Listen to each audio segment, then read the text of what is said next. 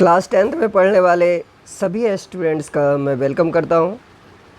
तो आइए आज की क्लास में हम लोग जानते हैं पावर शेयरिंग, जो कि सोशल साइंस के में पॉलिटिकल साइंस है, उसका ये पहला चैप्टर है। तो कहते हैं कि किसी भी बुक का जो पहला चैप्टर होता है वो मोस्ट इम्पोर्टेंट पार्ट होता है, तो उसको हमें ध्यान से समझना चाहिए, ध्यान से उसे सीखने की कोशिश करनी चाहिए।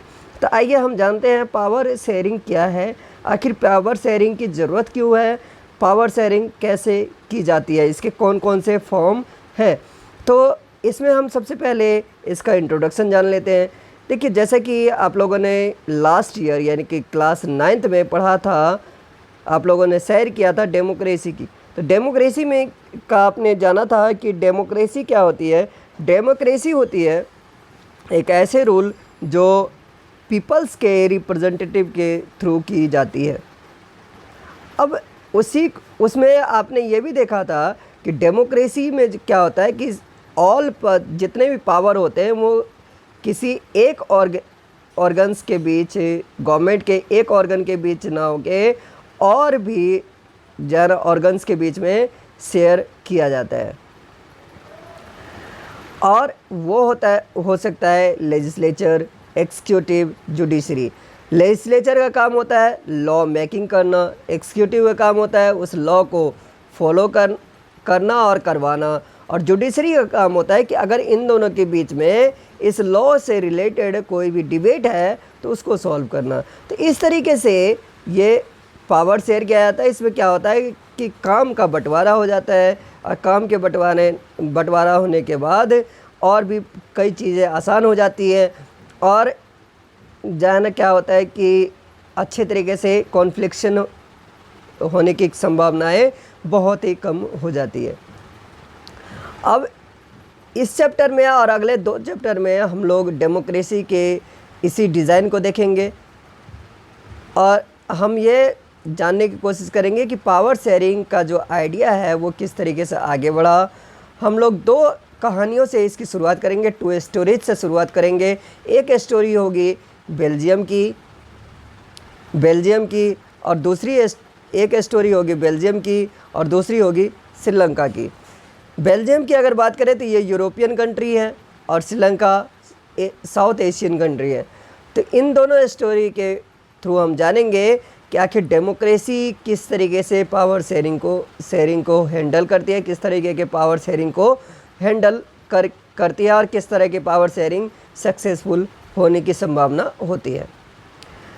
इन दोनों स्टोरीज से हम कुछ जनरल कंक्लूजन निकालेंगे कि पावर शेयरिंग की ज़रूरत क्या है, और ये हमें और भी पावर शेयरिंग के फॉर्म्स के तरफ समझने में सहायता करेगी आगे के 2 चैप्टरों में। तो आइए हम शुरू करें ये चैप्टर। तो सबसे पहला है बेल्जियम एंड श्रीलंका।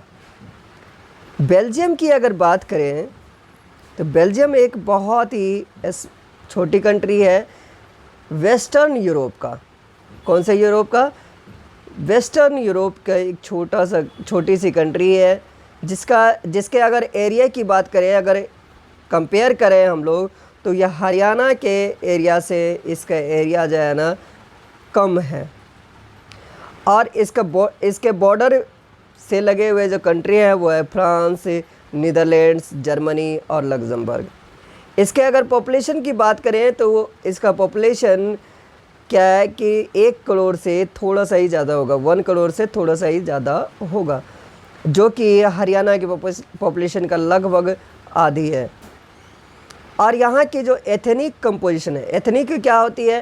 तो एथनिक मतलब होता है कि ऐसा कंपोजिशन जो कल्चर बेस्ड हो, लैंग्वेज बेस्ड हो और हेरिटेज बेस्ड हो। और इसमें कोई ज़रूरी नहीं है कि उनका जो है ना नेशनलिटी एक ही हो, रीज़न एक ही हो, अलग अलग रीज़न यानी कि अलग अलग क्षेत्र के भी हो सकते हैं।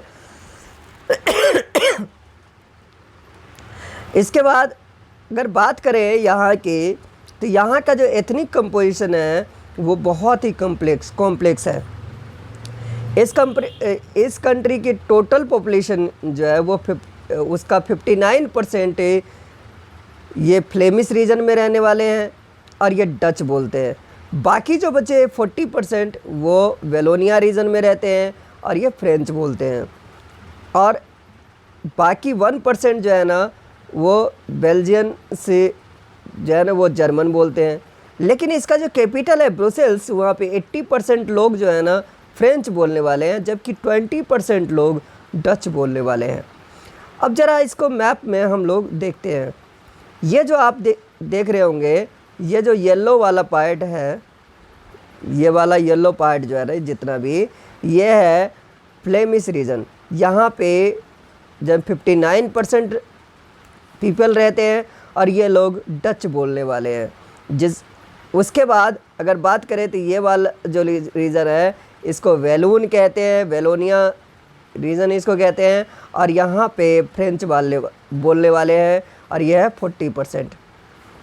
उसके बाद ये वाला जो एरिया है यह जर्मन बोलने वाले, और इसके बीच में ये ऑरेंज कलर का जो ये आप देख रहे हैं यही है इसका कैपिटल ब्रुसेल्स। यहाँ पे 80% फ्रेंच स्पीकिंग पीपल है और 20% यहाँ पे डच स्पीकिंग पीपल है, यानी कि उल्टा।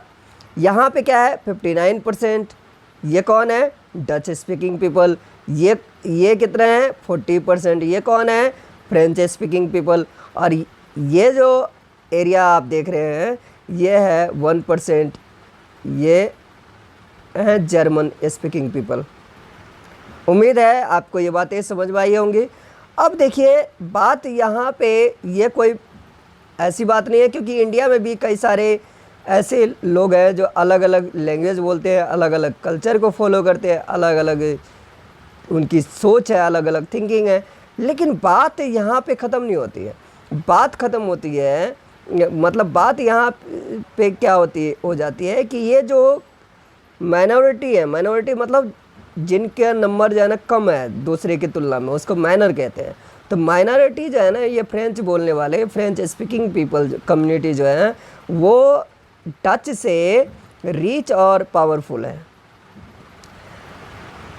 और ये डच स्पीकिंग ऐसा कहा, मतलब डच स्पीकिंग कम्युनिटी का मानना है कि उनके पास जो डेवलपमेंट है, एजुकेशन है, वो उनके अकॉर्डिंग ज़्यादा लेट पहुंचता है।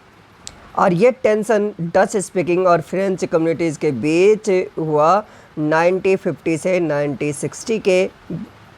1950 और 1960 के बीच। यही एक टेंशन इन दोनों कम्युनिटीज़ के बीच थी, यानी कि फ्लेमिश और वेलोनिया के बीच, यानी डच स्पीकिंग और फ्रेंच स्पीकिंग के बीच। ये दो कम्युनिटीज़ जो थे, और यही क्या हुआ कि ये जो कम्युनिटीज़, 2 कम्युनिटीज़, ये ब्रुसेल्स में ये डच स्पीक बोलने वाले इनकी संख्या जो है ना बहुत ही कम हो जाती है। Brussels presented a social problem. The Dutch speaking people constitute a majority in the country but minority in capital. अब यहाँ पे देखिए ब्रुसेल्स में उल्टा हो जाता है कि ये पूरे देश में इनका जो नंबर है वो मेजॉरिटी में है, यानी कि ज़्यादा है किससे, फ्रेंच वालों से, जबकि ब्रुसेल्स यानी कैपिटल में इनका नंबर कम है। अब आइए कंपेयर करें सिचुएशन को दूसरे देश के सिचुएशन से, यानी कि अनदर कंट्री के सिचुएशन से। श्रीलंका एक आइलैंड नेशन है। आइलैंड मतलब एक ऐसा नेशन जो चारों तरफ से, यानी कि जो हर डायरेक्शन से वाटर से सराउंडेड हो, यानी कि वाटर से घिरा हुआ हो, उसे हम आइलैंड नेशन कहते हैं। ये कुछ किलोमीटर से साउदर्न कोस्ट, यानी तमिलनाडु के का जो साउदर्न कोस्ट है, यानी कि साउथ वाला कोस्टल एरिया है, उससे कुछ 100 किलोमीटर की दूरी पर ही है। इसमें लगभग इसका जो पॉपुलेशन की अगर बात करें तो वो 2 करोड़ के लगभग है, जो कि लगभग कह सकते हो आप हरियाणा के पॉपुलेशन के इक्वल है। दूसरे नेशंस के तरह ही साउथ एशिया का रीजन का भी एक ये नेशन है, कंट्री है। और श्रीलंका में ये जो पॉपुलेशन है वो कई सारे ग्रुप्स में बटे हुए हैं। डाइवर्स पॉपुलेशन है, डाइवर्स, अलग अलग तरह के लोग यहाँ पे रहते हैं। अगर इसमें अगर बात करें तो मेजर सोशल ग्रुप्स की, तो इसमें सिन्हाला स्पीकर्स है 74% और तमिल स्पीकर है 18%। जो बाकी बचे उनकी अगर बात करें तो इसमें 7% हैं वो क्रिश्चियन है, जो कि क्या कौन सी लैंग्वेज बोलते हैं, दोनों लैंग्वेज बोलते हैं, सिन्हाला और तमिल। तमिल से और तमिल की अगर बात करें तो ये भी 2 ग्रुप में बटा हुआ है, 2 सब ग्रुप्स में बटे हुए, 2 सब ग्रुप्स में। तमिल नेटिव्स ऑफ कंट्री, यानी कि जिसको श्रीलंकन तमिल भी कहा जाता है, श्रीलंकन तमिल का मतलब यह है कि वो उनकी कई जनरेशन से वहीं की है। और बाकी जो है ना 5% वो इंडियन तमिल्स कहलाते हैं। इंडियन तमिल्स कौन है, जो कि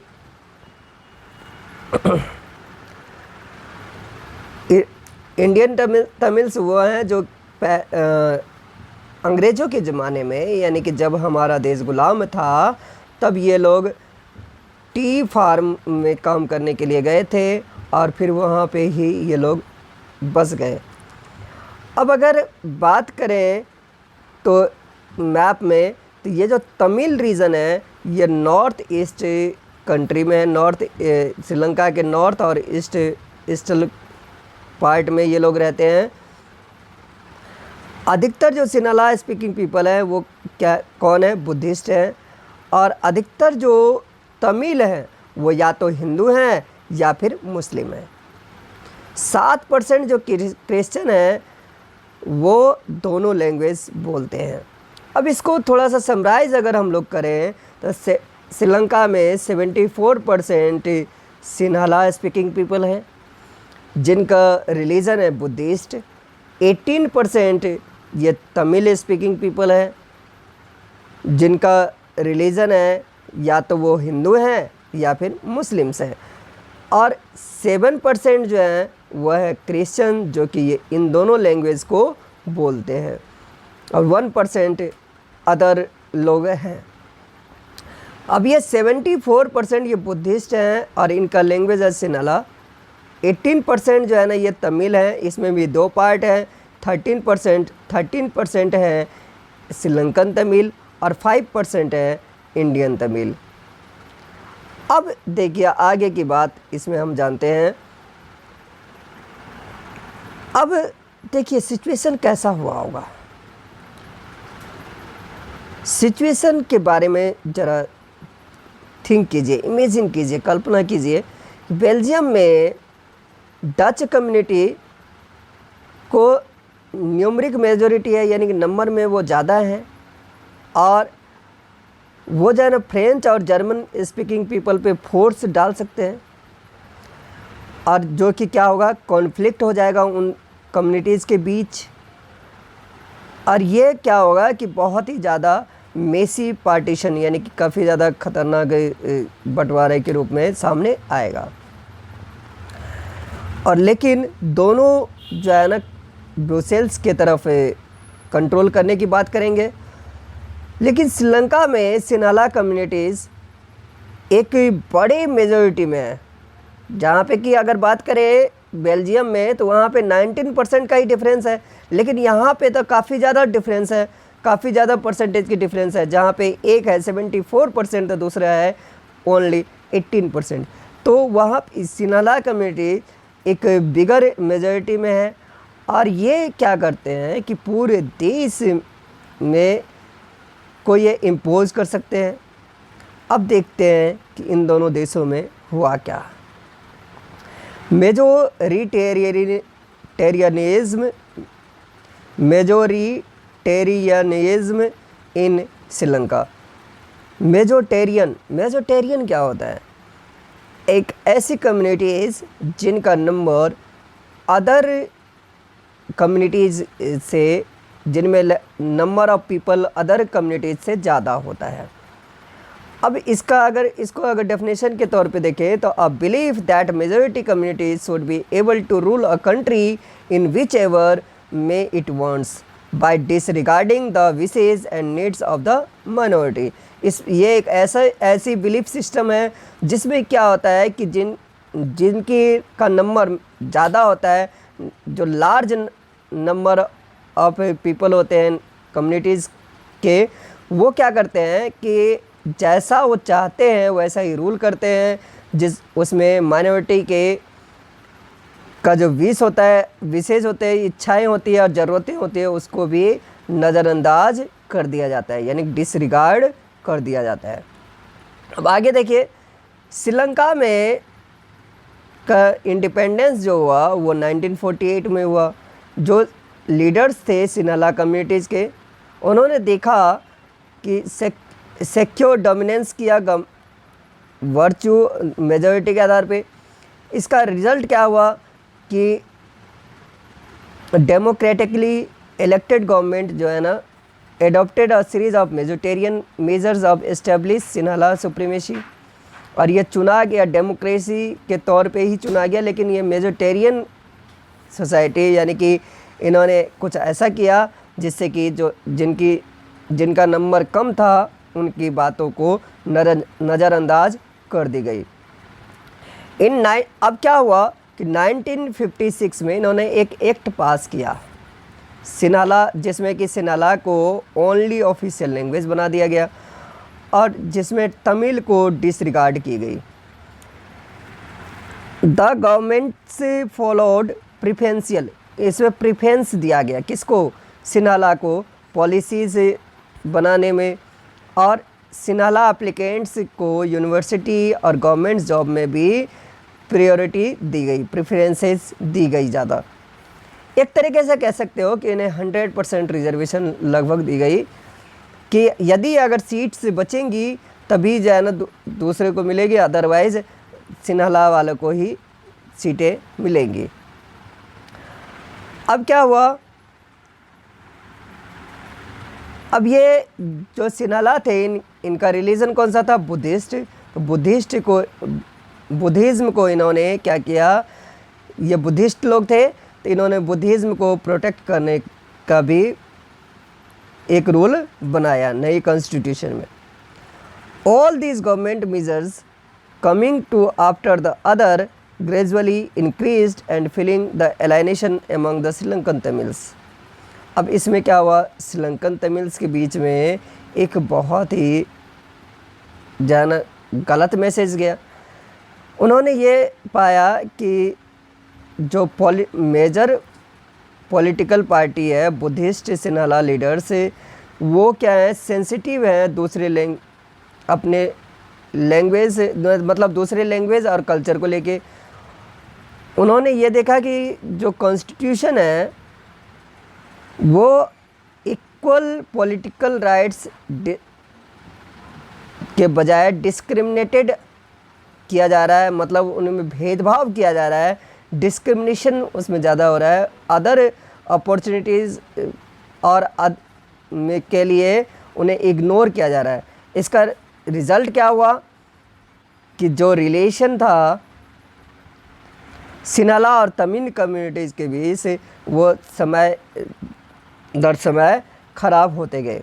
श्रीलंकन तमिल ने क्या किया, एक पार्टी बनाई जो कि अपनी पहचान के लिए जिन्हें स्ट्रगल करना था तमिल कोई एक ऑफिशियल लैंग्वेज के रूप में अपनाने के लिए। और रीजनल इन्होंने क्या किया कि रीजनल लेवल पे ऑटोनॉमी यानी कि सेल्फ रूल के एक गवर्नमेंट बनाई, और जिसमें कि इक्वालिटी ऑफ अपॉर्चुनिटी थी, जिसमें कि सिक्योर एजुकेशन और जॉब्स के लिए उन्होंने सिक्योर करने का विचार किया। लेकिन ये जो है ना autonomy, more autonomy to provinces populated by the Tamils was repeatedly denied. लेकिन अधिकतर अभी भी क्या हो रहे थे, डिनाइड हो रहे थे इससे, यानी कि उनको नज़रअंदाज कर दिया जा रहा था। 1980s में क्या हुआ कि अधिकतर political organisation independent Tamil Eelam मतलब स्टेट, इन्होंने एक इंडिपेंडेंट तमिल स्टेट का डिमांड कर दिया नॉर्दर्न और ईस्टर्न श्रीलंका में। और इससे क्या हुआ कि दो जो कम्युनिटीज़ थी सिन्हाला और तमिल, इनके बीच में डिस्ट्रस्ट यानी कि और विश्वास होने लगा, और जो कि जल्द ही सिविल वॉर में कन्वर्ट हो गया।